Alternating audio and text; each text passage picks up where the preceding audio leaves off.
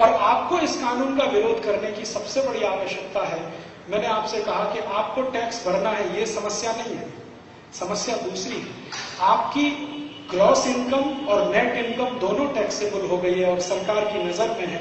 माने अब थोड़ा पैसा भी आप बचा नहीं पाएंगे, माने धर्म के काम में अब आपका पैसा कम से कम जाएगा, और धर्म के काम में पैसा कम जाएगा तो मंदिर और मंदिरों से जुड़ी हुई संस्थाएं ये सब सूख जाएंगी, और ये संस्थाएं सूखेंगी तो सच में सबसे बड़ा आघात धर्म पर ही होगा। चाणक्य ने, महाराज जी, एक बहुत सुंदर वाक्य कहा है, धर्मस्य मूलम अर्थम, अर्थस्य मूलम कामम। धर्म के मूल में अर्थ है। अगर अर्थव्यवस्था ठीक नहीं है तो धर्म पालन नहीं होता। भूखे लोग मंदिर नहीं बनाते और भूखे लोग भजन भी नहीं करते। पेट भरा हुआ होना चाहिए, समृद्धि होनी चाहिए, तब मंदिर बनते हैं, तब मठ बनते हैं, संस्थाएं बनती हैं, धार्मिक काम होते हैं। तो अर्थ जितना मजबूत होगा धर्म उतना फैलेगा, अर्थ जितना कमजोर होगा धर्म उतना कमजोर होगा। भारत जब जब आर्थिक रूप से मजबूत था तो भारत की धर्म ध्वजा पूरी दुनिया में फैलती थी। भारत सोने की चिड़िया जब था तो भारत का धर्म दुनिया के 50 देशों में गया। बौद्ध धर्म गया, जैन धर्म गया, सनातन धर्म गया। और जब भारत आर्थिक रूप से कमजोर होने लगा तो भारत का धर्म भारत में सिमट गया और विदेशी धर्म भारत में घुस गया। ये इस्लाम भारत में आया वही समय जब भारत आर्थिक रूप से कमजोर हुआ। ईसाइयत उस समय आई भारत में जब भारत और ज्यादा कमजोर हुआ। आपका धर्म तो सिमट गया, विदेशी धर्म आप पर हावी हो गया और धीरे धीरे धीरे धीरे हावी होता चला जा रहा है। और वो जो हावी होता चला जा रहा है अब आगे और हावी होने वाला है। एक स्लाइड में आपको और दिखाता हूं। मैं जो आपसे कहा ना international organisations are VAT free, वो प्रोविजन में आपको दिखाना चाहता हूं। ये नेक्स्ट एग्जेम्पशन, एग्जेम्पशन में क्या है, शुरू में तो दिया है sale by a unit in SEZ, special economic zone. सरकार ने हर राज्य में कुछ स्पेशल इकोनॉमिक जोन बनाए। अगर उसमें आपकी यूनिट है और वो कुछ भी बिक्री करती है तो वो वैट फ्री। आए देखिए next last, specified diplomatic authorities and international organisation. Diplomatic authorities क्या होती हैं? पाकिस्तान का हाई कमिश्नर, अमेरिका का एम्बेसी, ये सब डिप्लोमेटिक अथॉरिटीज है। ये सभी कुछ भी करेंगे तो वैट फ्री है, वो ठीक है, क्योंकि हम भी उनके देश में कुछ करें तो वैट फ्री है। लेकिन जो खतरनाक है वो ये एंड इंटरनेशनल ऑर्गेनाइजेशन, ये कोई देश में वैट फ्री नहीं है, हमारे यहाँ तो। और इंटरनेशनल ऑर्गेनाइजेशन, ये दो शब्दों को डाल देने से बहुत बड़ा काम हो गया। मैंने आपको थोड़ी देर पहले कहा कि सभी चर्च भारत में इंटरनेशनल ऑर्गेनाइजेशन है, माने चर्च की सारी एक्टिविटीज वैट फ्री होगी। वैट फ्री होगी माने चर्च के किसी भी डॉक्यूमेंट पर कोई वैट कमिश्नर कुछ नहीं कर सकेगा। चर्च कुछ भी करे, 18,000 करोड़ मंगाया और भारत के लोगों को ईसाई बनाने के लिए बांट दिया उन्होंने। कमिश्नर को मालूम है, आपको भी मालूम है, आप शिकायत करें, मैं शिकायत करूं, कुछ नहीं होगा क्योंकि वो वैट फ्री। इंटरनेशनल ऑर्गेनाइजेशन का जितना भी इनकम है वो भी नेट इनकम का जो टैक्स है वो भी फ्री है। जैसे मैं आपको बताऊं ना, American embassy, American embassy Bharat में, भारत जी सबसे बड़ा प्रॉफिट मेकिंग इंस्टीट्यूशन है, सबसे बड़ा प्रॉफिट मेकिंग इंस्टीट्यूशन। कारण क्या है? लाखों वीजा एप्लीकेशन हर साल वहां आते हैं और 90% उसमें रिजेक्ट होते हैं। रिजेक्शन के बाद वो फीस वापस नहीं करते। आपने जो वीजा एप्लीकेशन फीस भरा है वो कभी वापस नहीं करते।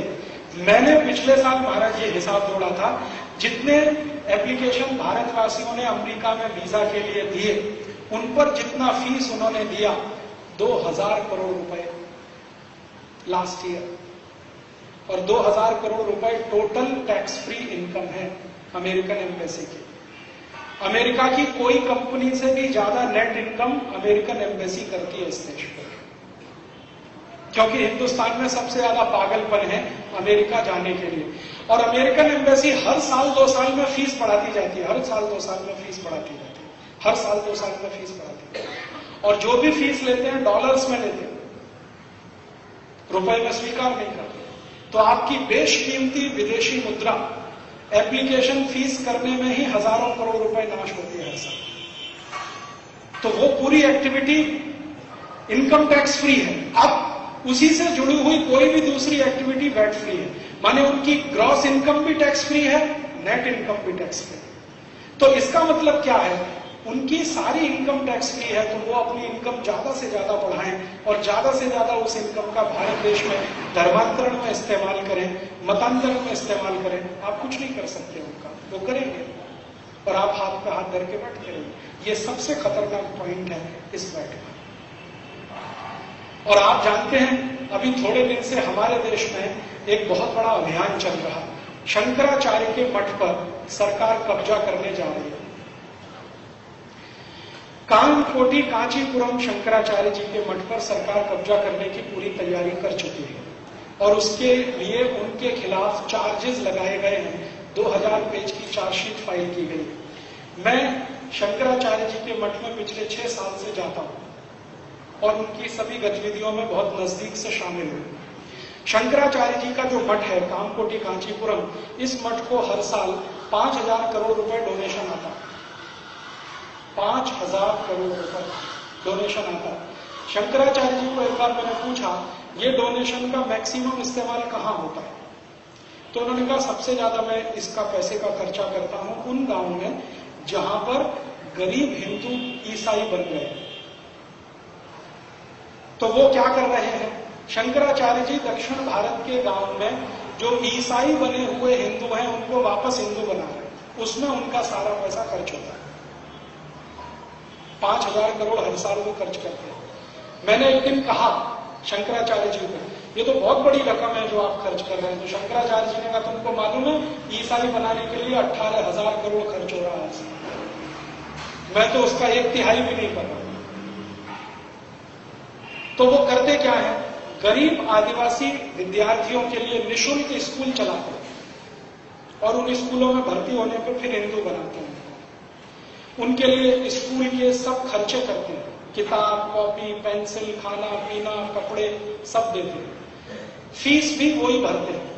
रहने का हॉस्टल का खर्चा भी शंकराचार्य जी का मठ करता है। और ऐसे 170 से ज्यादा स्कूल उनके चलते हैं तमिलनाडु, केरल, कर्नाटक, आंध्र में, और धीरे धीरे बढ़ा रहे हैं। इसके बाद हॉस्पिटल चलते हैं।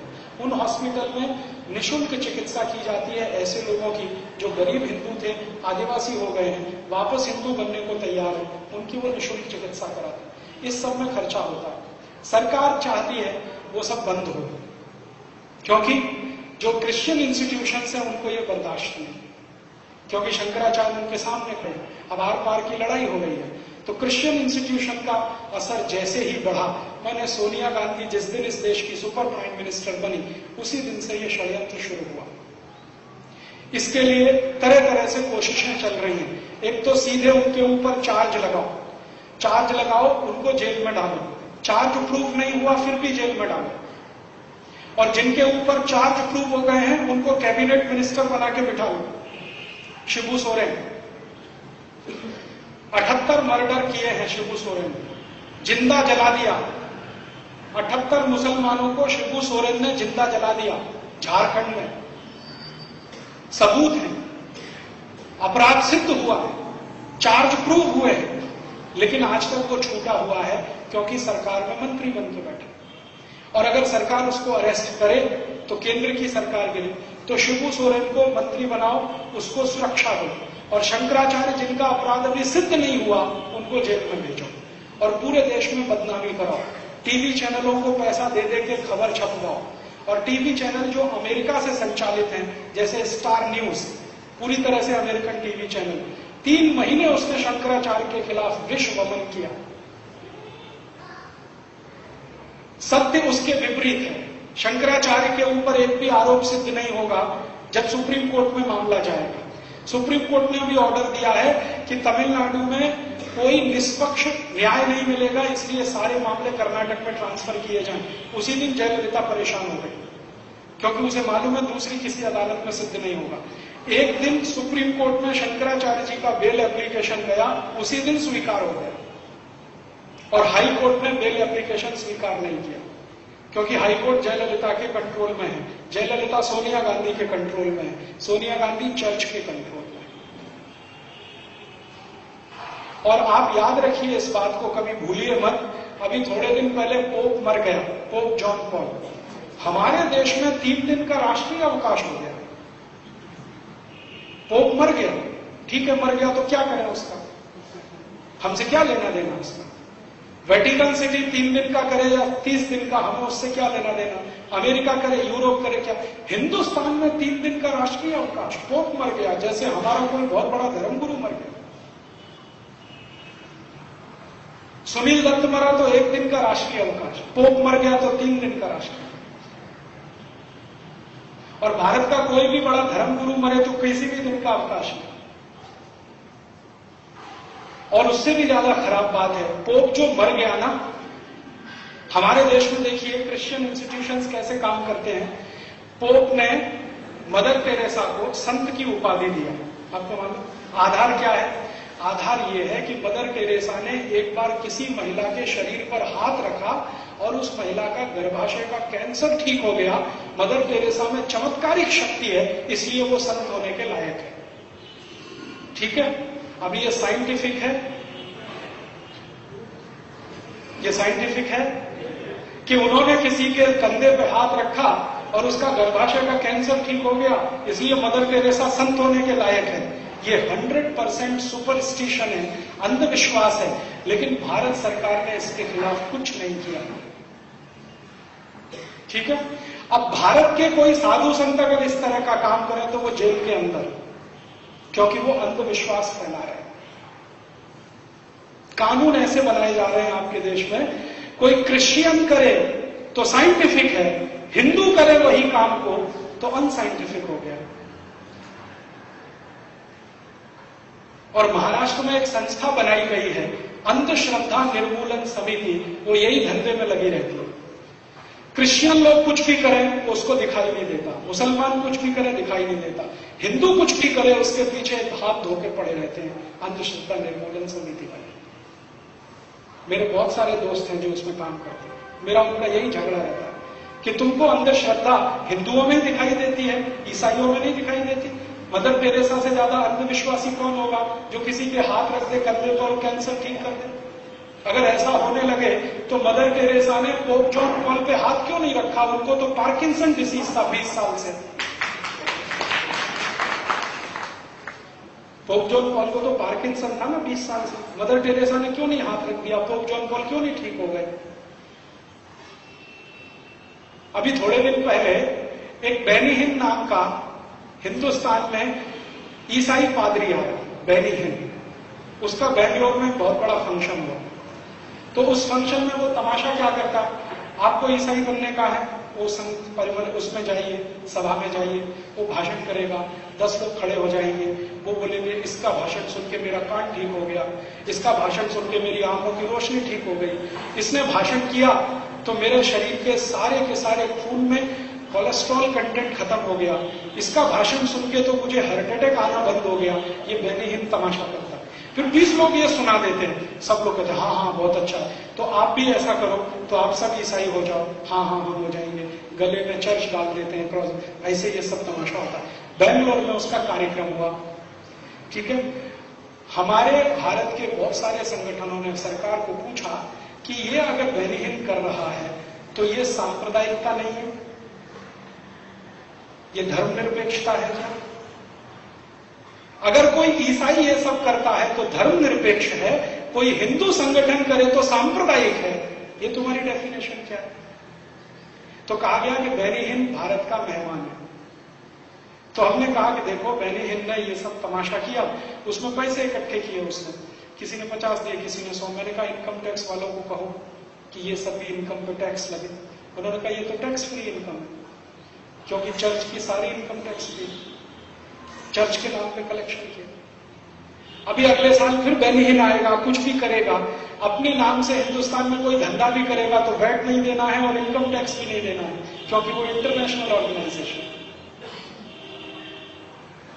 इस तरह के कानून इस देश में बन रहे हैं और हम खामोशी के साथ अगर इनको सहन कर रहे हैं तो ये हमारी कमजोरी है और हमारी आने वाली पीढ़ी के लिए बहुत बड़ा खतरा है। आज अगर हम खड़े होकर इसका विरोध नहीं करेंगे तो कल कुछ बचेगा नहीं इस देश में जिसको आप बचाना चाहें। अगर धर्म गया, संस्कृति जाएगी, सभ्यता जाएगी। और ये वैल्यू एडेड टैक्स का आक्रमण धर्म के ऊपर है, अर्थ के ऊपर नहीं है। मैं आपसे बार बार कह रहा हूं, क्योंकि अर्थ में क्या होगा, व्यापारी को टैक्स है ना, वो ग्राहक से लेके सरकार को दे देगा, उसमें प्रॉब्लम क्या है? थोड़ा बहुत रिश्वत ज्यादा देनी पड़ेगी, वो भी करेगा। हैरान परेशान तो वो रोज होता है, थोड़ा और ज्यादा हो जाएगा। परेशानी सबसे बड़ी है कि ग्रॉस इनकम भी टैक्सेबल हो गई, अब नेट इनकम भी टैक्सेबल हो गई। सबसे बड़ा खतरनाक बिंदु ये है इसका माने टोटल इनकम सरकार की नजर में है। अब आप कुछ छोड़ नहीं सकते, छुपा नहीं सकते, बचा नहीं सकते। माने डोनेशन के लिए अब आपके पास पैसे नहीं बचेंगे, माने डोनेशन अब लगातार कम होंगे, तो धर्म का काम कम होता जाएगा, मंदिर बनने कम होंगे, मठ बनने कम होंगे, धार्मिक गतिविधि कम हो जाएगी। महाराज जी कहेंगे पैसा लाओ, आप कहोगे है ही नहीं, सरकार ने ले लिया टैक्स में, कहां से दें आप? महाराज जी चाहते हैं जैन स्कूल बने, आप कहेंगे पैसे ही नहीं है, जैन स्कूल बनेंगे कैसे? तो इसलिए आपको इसका विरोध करना बहुत आवश्यक है। और